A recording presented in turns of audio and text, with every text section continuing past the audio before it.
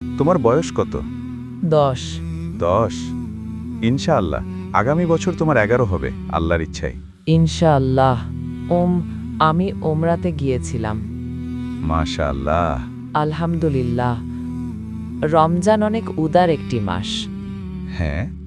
এই মাসে অনেক